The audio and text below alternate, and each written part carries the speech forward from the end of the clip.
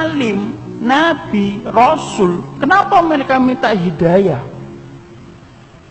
Kalau yang jahil sudah, yang baru separuh ilmu sudah, yang sudah berilmu tidak beramal sudah, yang meyakini yang batil sudah. Sekarang kita tanya, kenapa Nabi tetap minta hidayah?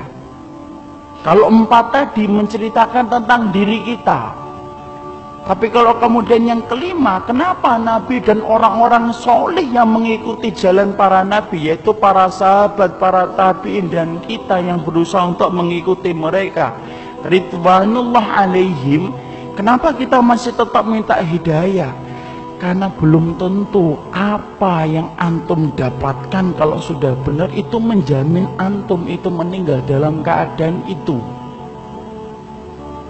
Kita apa pernah menjamin bahwasanya kita akan mati husnul khatimah dalam keadaan iman? Siapa yang menggaransi iman kita? Tidak ada. Minta hidayah supaya Allah itu memberikan istiqomah setelah kita dapat ilmu yang benar. Bukankah Allah menunjukkan lembaran-lembaran kehidupan sejarah, banyak orang yang mereka itu bertabur iman di awal kehidupan, tetapi mereka matinya murtad. Bal'am bin Ba'ura, apa kurangnya Bal'am bin Ba'ura? Hidup pada zaman Nabi Musa, di mana doanya dikabulkan oleh Allah setiap waktu-waktu yang sempit dan terdesak. Sampai Malik bin Dinar berkata, karena mujabud da'wah fi syada'id. Kalau sudah bicara tentang Bal'am bin Ba'ura, Masya Allah, doanya selalu dikabulkan oleh Allah dalam keadaan genting. Kata Malik bin Dinar rahimahullahu ta'ala ketika menafsirkan surat Al-A'raf 175, tapi matinya murtad. Rajal Unfuah, sahabat Nabi, dipuji oleh Abu Bakar, dipilih oleh Abu Bakar untuk menjadi delegasi sunnah, mendakwahkan kepada Musailamah al-Kadzdzab, matinya beriman, murtad. Ubaidillah bin Jahsy yang pernah menyelamatkan kehidupan agamanya sampai ke Habasyah, ketika Nabi masih di Mekah, ikut di dalam hijrah yang pertama, hijrah yang kedua ke Habasyah, beriman, tidak, murtad di Habasyah. Kecintaannya minum khamr menjadikan dia murtad. Seorang muadzin yang diceritakan oleh Imam Qurtubi murtad ketika kemudian tergiur dengan pesona seorang wanita yang dia lihat ketika adzan di tempat yang tinggi. Orang dulu ketika adzan naik ke tempat yang tinggi, melihat seorang wanita begitu cantik turun, ini gentle dia ini, turun, dia katakan dia cinta sama wanita itu. Wanita itu berkata, tidak bisa kamu ini menerima kamu, karena kami Nasrani dan kamu Muslim. Loh, dengan apa saya bisa diterima? Berpindah kepada Nasara. Pindah, ikhwan. Murtad, meninggalnya di hari dia meninggal dunia. Akan mencampuri istrinya, naik ke atap, kemudian jatuh. Belum sempat mencampuri wanita yang menjadikan dia murtad. Siapa yang menjamin? Ini yang kemudian kita khawatirkan. Minta terus hidayah.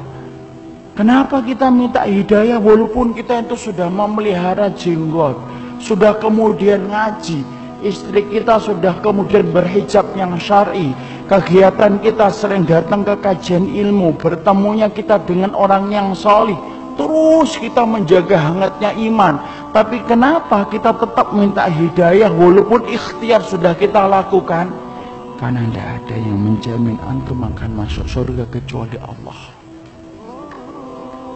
Ya, makanya sampai dikatakan oleh Rasulullah, ada di antara kalian, fa inna ahadakum la ya'malu bi amali ahlil jannah hatta yakuna bainahu wa bainaha illa dhira'un fayasbiqu alaihi alkitab fayamalu bi amali ahli nari hatta yadkhuluha. Makanya sampai Nabi beliau bersabda, ada di antara kalian yang melakukan amalan surga sampai antara dia dengan surga tinggal sejengkal. Tinggal sejengkal ikhwan. Satu amalan tak langsung masuk surga itu harusnya. Tapi ternyata catatan takdir mendahului apa yang dia lakukan. Lalu kemudian di akhir kehidupannya melakukan amalan penduduk neraka.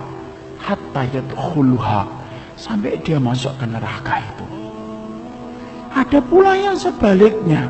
Fa inna ahadakum la ya'malu bi amali ahlin nar hatta yakuna bainahu wa bainaha illa dira'un fayasbiqu alaihi alkitab fayamalu bi amali ahlil jannah hatta yadkhuluha.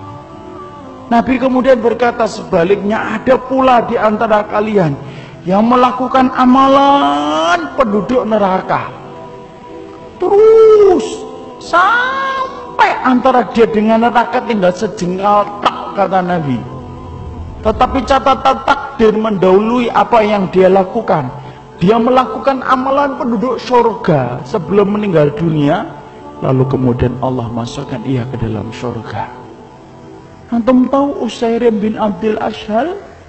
Usairim bin Abdul Ashhal, seseorang sahabat yang dikatakan oleh Nabi sebagai penduduk surga, tapi keningnya tidak pernah dipakai untuk bersujud kepada Robnya. Karena apa? Masuk Islamnya belum ada 24 jam. Ketika dia masuk Islam mengucapkan syahadat, dia bertanya, sholat? Belum waktunya sholat. Apa yang saya lakukan? Ayo berjuang bersama Rasulullah. Berjuang bersama Rasulullah SAW dan para sahabat. Ketika kemudian dalam peperangan tersebut Allah takdirkan dia meninggal dunia. Ketika meninggal dunia, maka rame para sahabat membicarakan tentang Usairim bin Abdul Ashhal.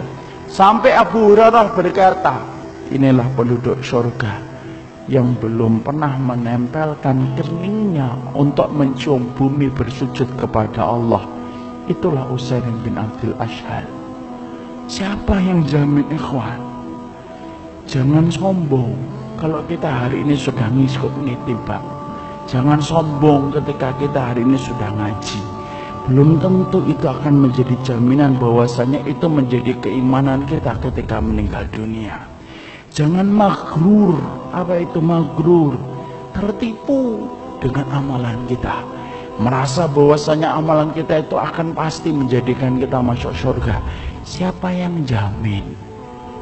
Minta hidayah kepada Allah supaya kemudian kita diberikan oleh Allah, kalau antum betul-betul orang yang solih, supaya hidayah yang antum minta menjadikan antum diberikan istiqomah sampai antum meninggal dunia. Itu yang kita minta kepada Allah. Inilah pentingnya hidayah. Makanya di dalam kehidupan kita sampai Allah terangkan doa yang pertama bukan doa meminta ampunan. Doa yang pertama bukan meminta surga. Doa yang pertama di dalam Al-Quran bukan meminta perlindungan dari neraka. Tapi doa yang pertama ikhwan, antum sebagai hambanya Allah diajarin oleh Allah. Kita diajarin oleh Allah minta hidayah. Karena kalau antum sudah dapat hidayah, antum diampuni oleh Allah. Kalau antum sudah dapat hidayah, antum dimasukkan surga oleh Allah. Kalau antum minta hidayah, antum akan dijaga dari api neraka, dan itu didahului dengan hidayah.